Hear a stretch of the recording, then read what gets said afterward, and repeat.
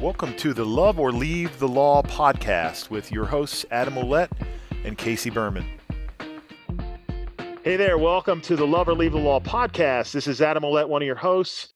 We are excited to have Casey with us as usual, but we have a special guest today, and her name is Elena Deutsch, and she is a really cool lady. I got a chance to speak with her last week and talk with her, and I want to introduce her and then jump in and ask her some serious pointed questions, put her on the spot. No, not at all. We're going to have fun in this episode. We're talking today about leaving the law and how to leave. And Elena specializes in helping big law women leave the law. She can help other people too, but this is her real specialty. She's going to help you quite a bit if you're on the fence about leaving and if you're especially a woman in big law. So Elena is the founder of Will, Women Interested in Leaving Big Law. She helps attorneys become clear on what they want next, kick inner naysayers out of the driver's seat, I like that, and take action on their dreams. Her work has been featured in The American Lawyer, Bloomberg Big Law Business, Above the Law, and more. You can find her at womeninterestedinleavinglaw.com.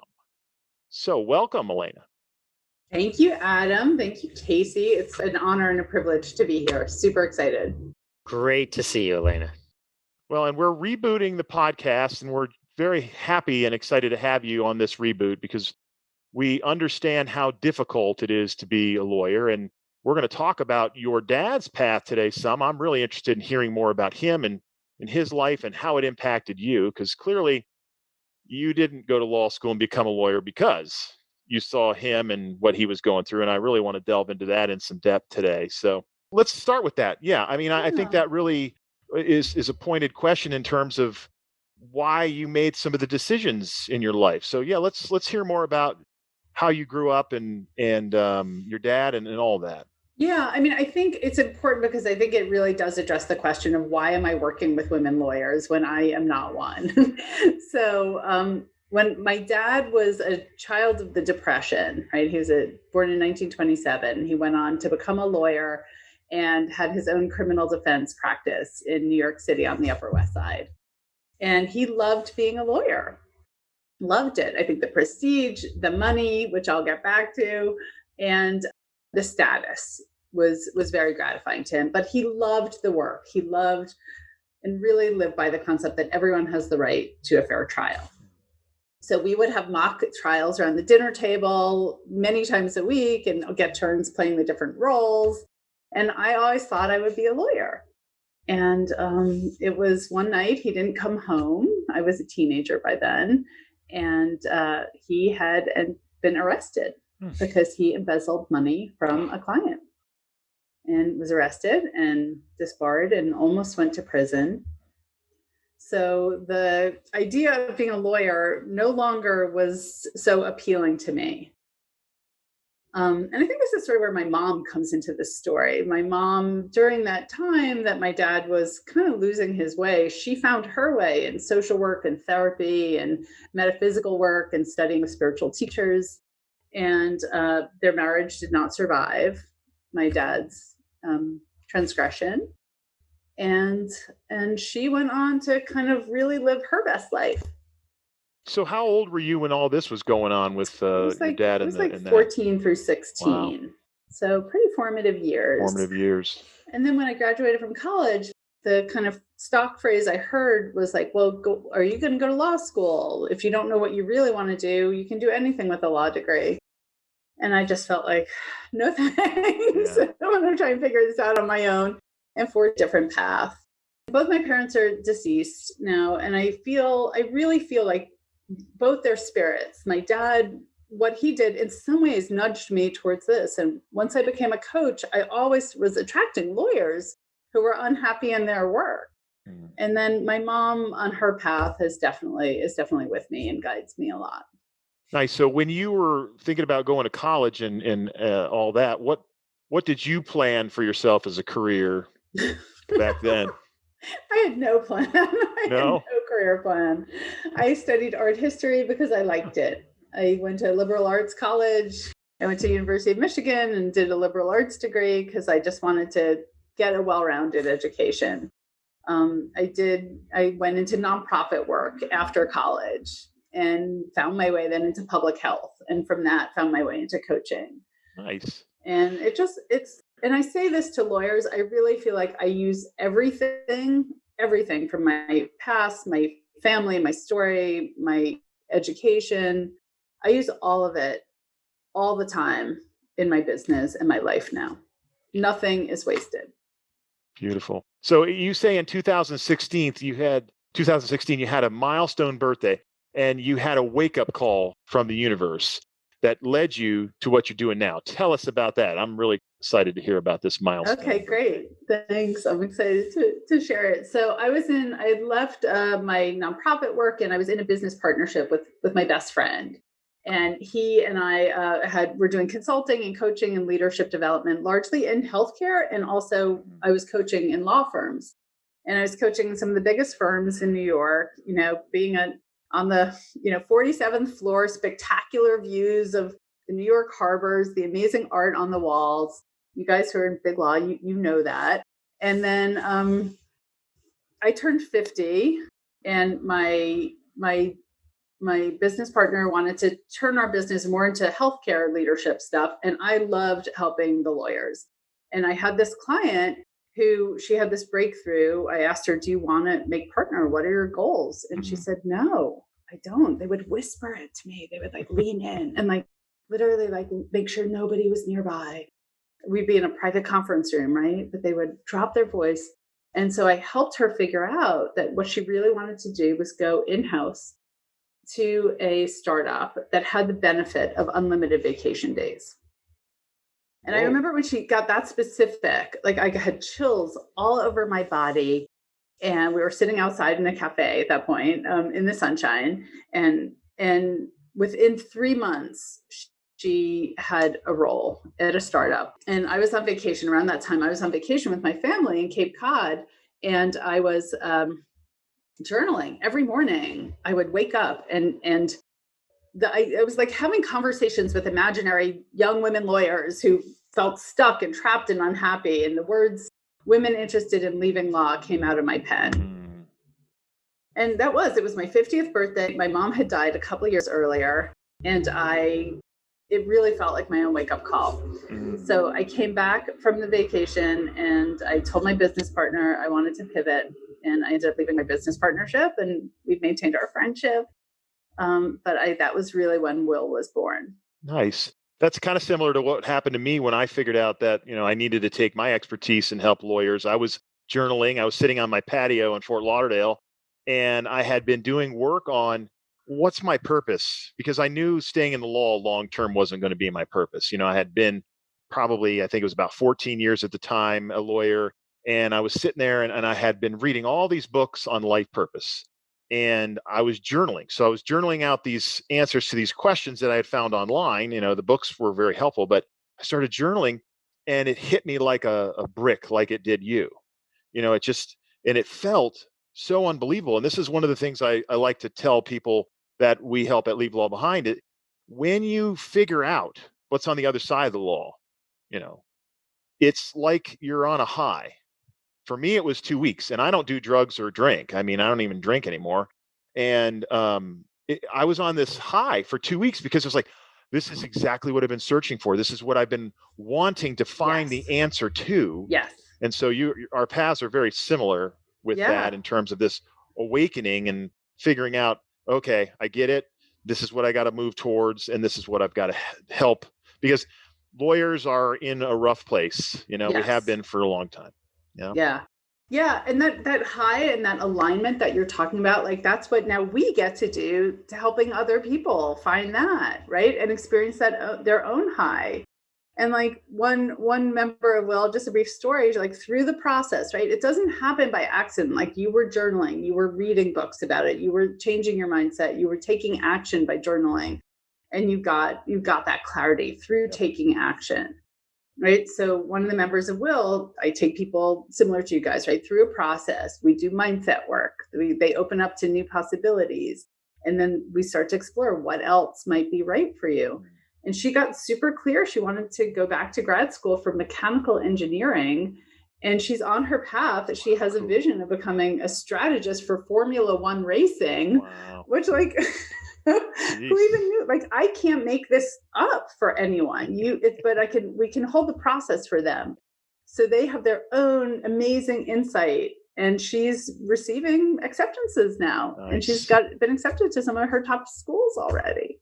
Well, and the other thing that people don't understand is that when you find that next step and that path and you're doing that work, it's not work anymore, right? I mean, the people that we've helped, they say all the time, if I won the lottery, I'd still do what I'm doing because my heart is in it and it's what my calling is. And that's clearly what I was looking for. What's my calling, and what am I blocking myself off from hearing in terms of that calling? Because I think a lot of us that are lawyers and that don't choose to make that first step to look at, will or LLB or whatever, it's almost like we block ourselves from happiness.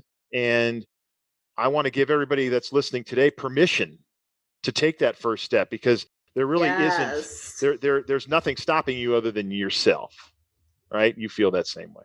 Agree 1,000%. I see Casey like nodding and smiling also, like 1,000%. It's because if you are as hardworking and smart and capable as you are to go to law school and work in a big firm or to even transition to in-house or whatever, then you can do anything. It's that permission. It's that feeling like you don't have permission. It's fear, right? This And I is know all. you guys Yeah. help your members, help your clients address that fear. And the other night I was doing a special. I do special end of year sprint with will members, and we were looking at these two Hebrew words of fear. And one is pachad, which is that down the rabbit hole of the what ifs and all the negatives and all the fear. And the other one is called yirah. And it's that expansive kind of butterflies in your stomach when you're taking that step and it feels scary but good. So often fear is what holds people back, but maybe the pachad can become the yirah. And I think it does with action, with taking a step. That's right. Casey, what do you have to add to that? I know you got something here. Come on. You haven't said No, anything. I'm just listening, just listening. It's beautiful. Elena, for people who may say, well, I didn't have that experience when I was younger, with your father, as bad as it was a great course correction for you. I went in, I've got 10 years as a lawyer. I've got a mortgage. I've got college coming up for my kids. I've got all this. Like, Elena, I'm happy the universe told you where to go, but I'm as confused as ever. You know, I know there are probably big law folks, all types of lawyers who say, we see them, I know you do, and the golden handcuffs. There's a lot of things that can hold them back, and it is that shift from pachad to yura, where it's this idea of really reframing what your perspective is on it. And so they can look, and that whispering in the big conference room, that anxiety in the stomach, right, is the universe course correcting them. And so it's a question of whether they I can love listen. I that. mean, Elena, with your experience, you easily could have ignored that and said, well, I should still go to law school. I should still do it. But you didn't. You were aware enough at that time to pursue another path, or had the model of your mother there. And so they have the model. They have the model of you in the boardroom listening to their whispering, and they have the model of this podcast and people saying. So I just want to say that for folks, particularly those in big law with a lot of expenses, the golden handcuffs, who think they can't do anything else or don't think the universe is talking to them, it's speaking to them right now. And feel Yeah, feel the pain in your gut, right? I love that. And I think what people, people have this vision of something where they're free, right? Of writing the goodbye email to blasting it out, right? Of having the email taken off their phone or their computer equipment removed from their house, right? They long for that. And that's the big relief. But one of the things I've started sharing with members of Will is this concept of micro relief, of taking these little tiny steps. And it starts with curiosity. And it starts with shifting that I'll never be able to. I've got the mortgage, I've got the kids, I can't, I'll never. And noticing our language and just like, ooh, but what if instead of the negative, what if up? What if I took that class, online about creative writing, just because it would feel good, just because it would be fun. And not because I'm going to become a best-selling novelist tomorrow, but because so many people, I mean, the number one reason, or I hear maybe one of the top reasons, is like people are longing for more meaning and fulfillment in their work. That's right. The two things come to me, you're absolutely right. Two things come to me is it's not I can't, it's I won't. So they just won't do it. Yes. And listen, I have two children. I live in San Francisco. There's a lot of ways to not to do the won't. So I get it. But carve out 5 minutes here. It's the baby steps like you're talking about. And then for me, one other thing, and David R. Hawkins, Adam introduced me to David R. Hawkins, who I've just been devouring his books and videos. And one thing he talks about is people want the glamour of entrepreneurism. They want the glamour of leaving the law. Like you said, they want the glamour of being able to fire off the I've left the law email and everything that comes with it, but they're not doing the baby steps that lead up to it. And the baby steps are actually easier and are right in front of them. Yeah. So I like that.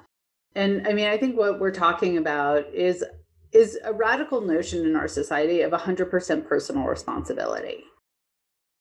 Right? Yeah, nobody wants to do it. Not even close, Well, I mean, I think there are a lot of people who want to do it, but it hasn't been talked about, and it's not a concept. And we live in a culture of a lot of blame and the opposite, watching each other and finger pointing. And what's that? There's that finger pointing, right? When you point your finger, someone actually three fingers are pointing back at you. So it's this, I think, Casey, you're saying it's not I can't, it's saying I won't.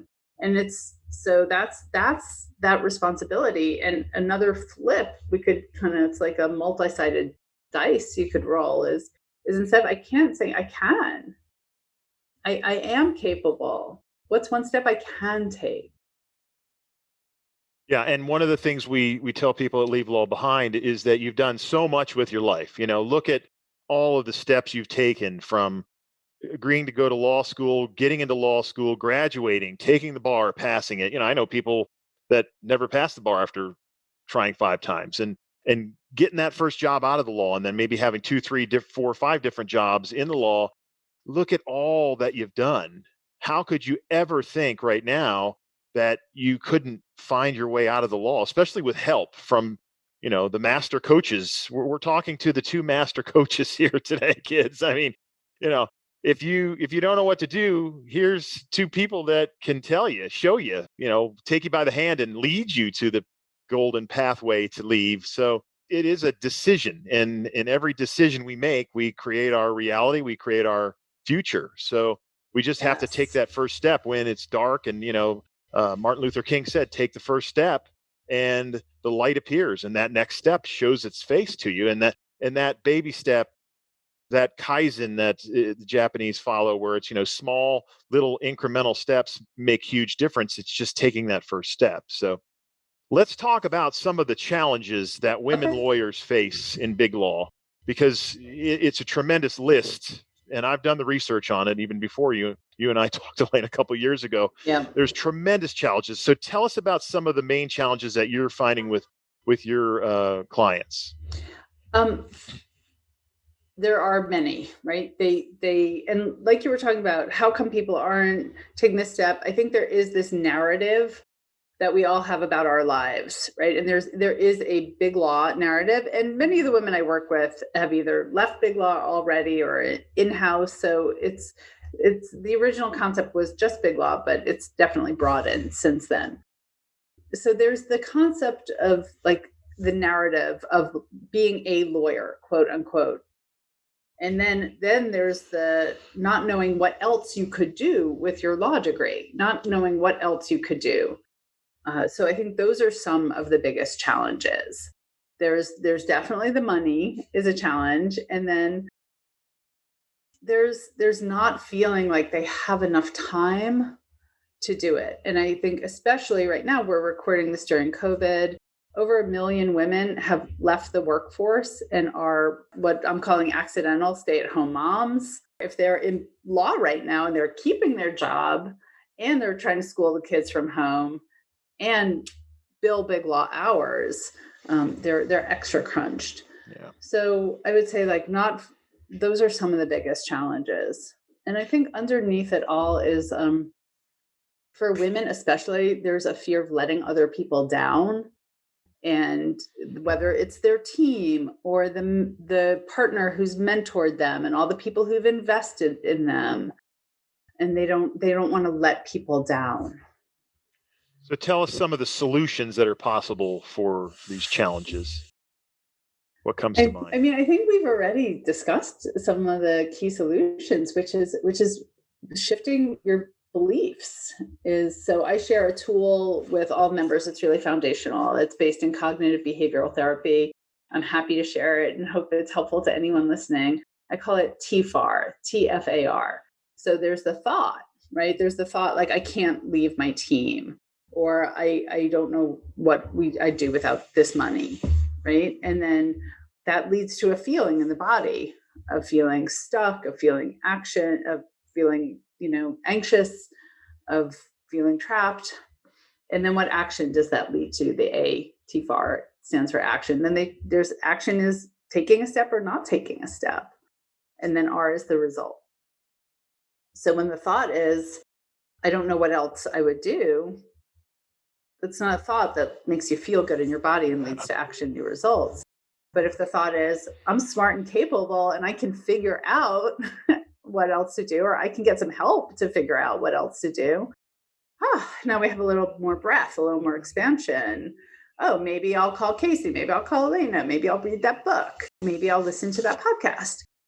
So then those can lead to new results. And really at the foundation, we have to change our thoughts and take imperfect action. Some action, even if it's not perfect, right? I mean, it doesn't have to be perfect. If you take some step in the right direction, it can help.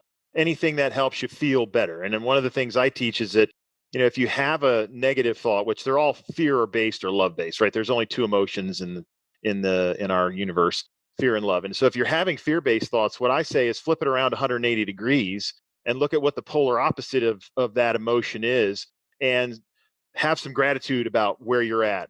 There's so many things you can think about that are positive, but like you said, Elena, go listen to something, read something, shift your focus, shift your mindset, and it can help you to take that next step in the right direction for sure. One thing I want to add to it is for people who are listening to this is there's so many jobs in the non-law alternative world out there. First of all, there's tons of jobs. So the first step, we do the same, Elena. The first step is mindset shift, overcoming your fears and all that. And I think folks do it, or they begin to do it in parallel with other elements of moving forward to find an alternative job. But there's so many roles out there.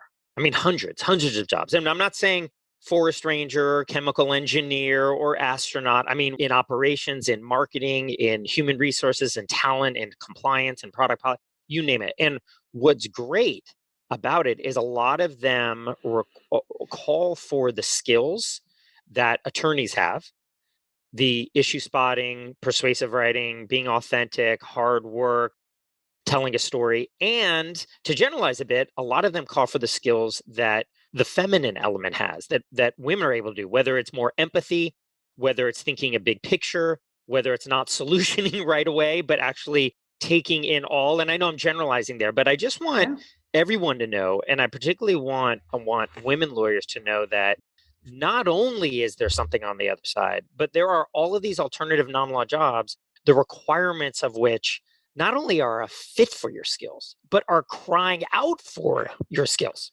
Yeah. I love that. And I remember something I heard you say a few years ago, Casey, I think when we did a presentation together in San Francisco at the Bar Association. And it's like, you're doing this work on parallel tracks, right? You don't, I mean, some people quit their jobs right away, right? But you start doing this work, you start doing the mindset work.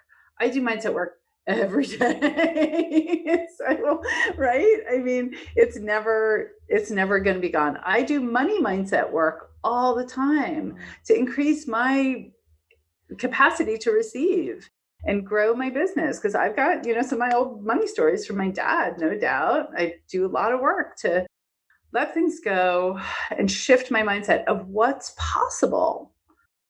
So I love like that you not only see all these jobs, they're real. You don't need more school. You don't need a graduate degree. I love that you talked about empathy and harmony. One of the things we do with all Will members, one of the first things is their Strengths Finder assessment. And if you're interested, you can put this in the show notes, the Gallup Clifton Strengths Assessment. People can go and do it on their own and really learn your top 5 natural gifts and talents. And when a Will member has harmony and empathy, often in her top 5, and she's been in litigation and very unhappy, we kind of have some clues as to why. You bring up some great points, and I want to what I thought was the soft skills. I know attorneys say, "Wait a minute, you mean that just being nice and charming, I can get paid for?" Yeah, exactly. You mean that if I can just tell them what the issue is and then map out a few slides, I can get paid good? Yeah. Welcome to management consulting. Welcome to strategy consulting. Welcome to account management. And the other thing is you mentioned about coaching. If you're a sports fan, LeBron, Steph Curry, you name it, have coaches. They have shooting coaches. They still Tiger have their Woods, all of coaches. them, everybody. Beyonce has a voice coach. Tiger Woods has a coach. I mean, they have reached the mountaintop, these folks, in whether it's sports or entertainment or wherever you want to go, and the top people have it. And so to come and get coaching with Elena, to come to Leave Law Behind, I think one of the issues in the mindset is attorneys think they know everything, or if they know they don't know everything, they want the image to be that asking for help is something that they don't do. And I just want to get across now that asking for help is not a sign of weakness, it's a sign of strength, and it lets you grow and be your best. And I love, Elena, how you said that you're doing this work all the time. You're not a finished product. Oh my God, never. I mean, I think that's is one of the traps lawyers find themselves in, is like, I'm smart. I should be able to figure this out on my own. And then they stay in that loop, and they just end up beating themselves up because why haven't I been able to figure this out on my own? Well, you have no time. Well, not that you don't have any time. I don't fully believe that, but you have limited time. You're exhausted, you're depleted, and you don't know how. So like, I don't do my own plumbing. Exactly. I don't cut my own hair. I don't, there's a lot. And like I said, I hire coaches for so many things. When I had a retreat, I hired an event coach because I needed to learn how to do that. I wanted to share one other story, if I may, about like what you were saying about, your skills. You can get paid for your strengths and skills. So one of the members of Will, who she been working for a while, she left her job and she started working for the Biden campaign, and she was in Michigan, and she was, went into the other room where they had food for the staff, and she has empathy and harmony in her top 5, and she started engaging in a conversation with the woman who was doing the food. And the woman shared her story that both she and her husband had COVID in the spring, and they were in different hospitals, and her husband died. And, Laura was there to hear this woman's story. And now she might have an opportunity to work in the Biden administration, bringing her empathy and her harmony to help heal people's lives right now. Like, we need that in our country right now. For sure. So tell us who your ideal customer is for Will. Give us some background on that. An ideal client, and I call them members because I think the word client can have some loaded language for lawyers. Sure. And because we're building a community also, it's one of the key pillars of Will. And so it's a woman who has been wanting to make this change for a long time and wants help to figure it out, and is ready to take that step and step into the yara, that expansive good fear of giving it a go and betting on herself. And she wants work that's more meaningful. She wants to feel more fulfilled. She wants to wake up and go to work with a smile on her face. She wants to be more present with her family and not snap at her kids and not have her husband or partner listen to the tale of woe and I should do this and why can't I, over and over again, and to get out of that loop. She wants to take care of herself and her body and her spirit and bring the best of herself to the world. One of the things I like to alert people that are ready on that path to leave is that, shit runs downhill, I like to say. And when you're a lawyer, you don't realize what kind of impact being a lawyer and not being happy has on your relationships, has on your relationship with your significant other or your spouse or partner, has on the relationship with your children and your family and your parents and everyone. It's so amazing. When I left, my significant other, she was my law partner, right? I mean, and we had a contentious relationship for a long time because we worked together and we lived together. And once we both decided to leave, everything opened up. And I Wow. was a different person. Yeah. I was always stressed out for the majority of my practice until I found some really great techniques that I teach people. But I just wasn't doing work that I actually loved. And when you start to do that work that you really are engaged with and that your heart's calling you to do, you become a different person. And we hear this time and time again from folks that leave law behind that have left. They tell me, Adam, you were saying on some of the videos or on a consulting call that my relationships are going to change. And I just couldn't believe the difference that not only my health and everything else, I mean, that's major, but the relationship I had with my husband or my partner totally changed. And I have time for my kids. And we had a guy leave that was in his mid 50s and his kids were grown. And Casey, tell us a little bit about Mike and what happened with him and what his kids were saying after he had left and found this dream job of his. Yeah, so Mike in Indiana left, and he went from a criminal law practice. A lot of he did a number of things in law, but criminal law practice primarily, 20 plus years, and went into in-house operations, project management, kind of just right hand person for the C-suite, trusted advisor, handling a ton of things, going into the real estate development now for a medical services company in the Midwest, and he older, 4 kids, they're on their own. And what he realized talking to them now was they said, after he left law, they said, Dad, we've known you how old? I'm 25, I'm 28, I'm 33. I've known you all my life, of course. I've never seen you this happy. And it sparked a conversation between him and his adult children now. And they are fortunately very aware and they're open. And he's created such a loving family over the years that they can have these talks. But they were open and they said, and he realized when he was running his practice, when his kids were born and 5 and 10 and 15, he was grumpy guy. He didn't think he was, but he was tired. Everything you said, Elena, he was tired. He was burnt out. He didn't have time. He just needed some food. He just needed to zone out on TV, and he was a great father as much as he could, but it was just really great to see his family at this stage in their lives connecting in the way that they did. That's beautiful. Yeah. I mean, for me, I feel like one of the things I'm proudest of in doing well is I know this is going to have ripple benefits through generations. Effect, Yeah. Through generations. I Through mean, generations. that just Yeah. hit me.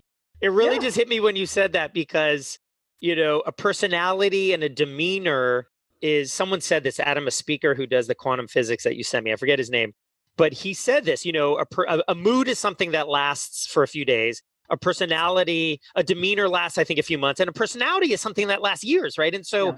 if you have a grumpy personality, your kids see it, they take it. I mean, we do something nowadays that our great great great grandparents did because it's been passed on. And as crazy That's as that right. seems, yeah. it is true. And Elena, I just love what you said that we are literally nipping in the bud these bad habits, these Yeah. limiting beliefs. So great grandchildren down the road will hopefully have a more positive life experience. I've never thought of it that way.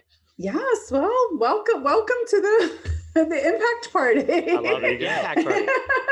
And Great. yeah, I mean, there was one member said she was dancing with her kid before preschool. This is before COVID, in the kitchen, listening to the "Can't Stop the Feeling" song from Trolls. And her husband came into the room and he was like, "Who are you?" It's a different person. Such a different, and many well members have talked about the impact that this has had on their relationships and their parenting and their friendships. Another member said the other day, her best friend said to her, like, you're back, like you're here again.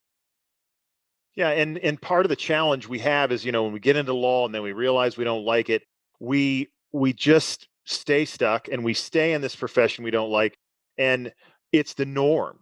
It's sadly the norm where it's like we're kind of in a bad mood all the time and we're just never able to celebrate. And I remember going on vacations for the first 10 years of my practice and never like being able to relax. I could relax like day 10 and then the vacation was over. And it's like, why am I doing this? Why am I living like this? And why would I continue to live like this if it's just going to put me in a place where I'm not happy and it causes all of my relationships, and clearly my health was the biggest challenge being a Right, lawyer. But right. And you don't, when you don't have to, and that's, but it's again back to that thing, shifting the thinking. It's like you don't have to, but people think they have to.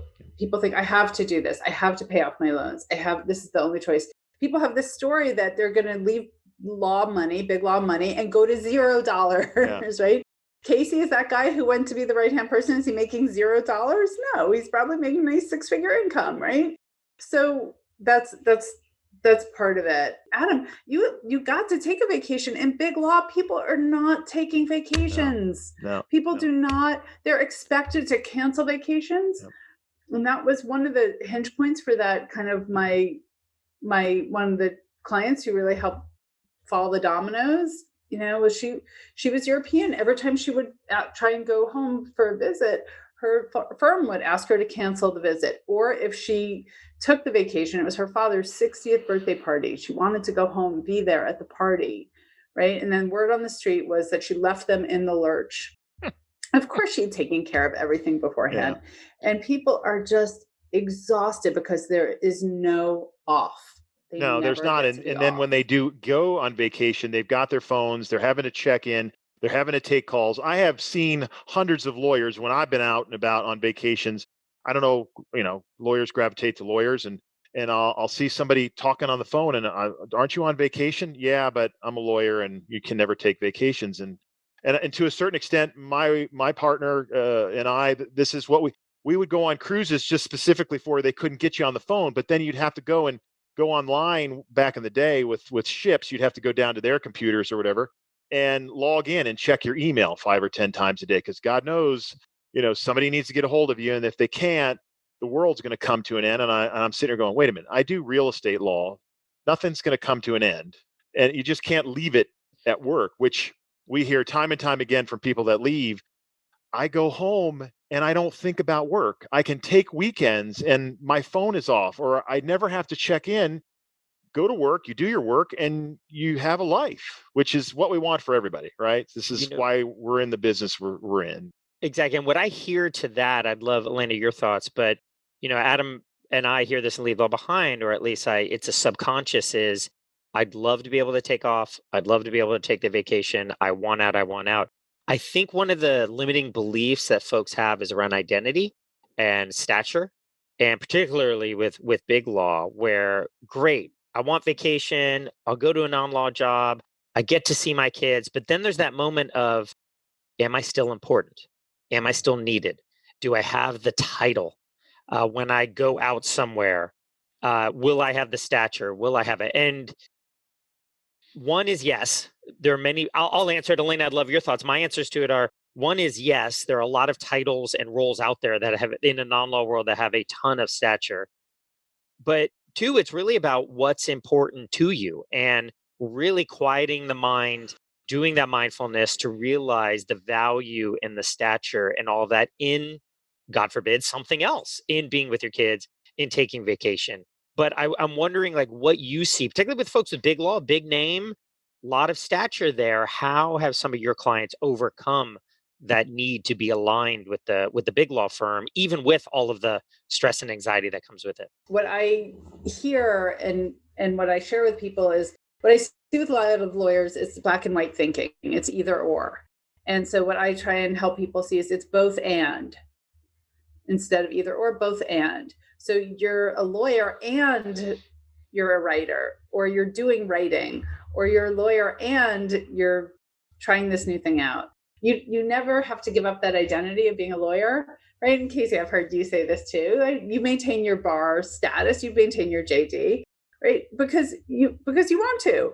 You never have to give that up. It is part of you, and let's honor it and let's leverage it. And it doesn't have to be the only part of you that gets to be expressed through your work in the world. Yeah, Perfect. exactly. Well, let's wrap this up. We don't want to get people to the point where they're ready to take a nap after all this amazing information. But Elena, thank you so much. You can reach Elena at www.womeninterestedinleavinglaw.com. And we want to just totally thank you for being here. We appreciate your input. We appreciate the work you're doing in the world. You're going to be part of our various law summits. And so we're excited about that too. So appreciate I'm so excited. Thank you, Adam and Casey, so much for having me. And I'm still enjoying the conversation. So thank you so much. I was looking forward to it, and I'm still relishing having had this chance. Thank you. Well, hopefully it was everything you wanted it to be, but I think we'll probably have you back on down the road for some of the other questions that we didn't get to ask you today. But you blew my mind on a number of things here. I wrote down some really great ways to look at things. So really, I learned a ton here. So really appreciate it. All right, everybody. Thanks for joining us, and have a great day.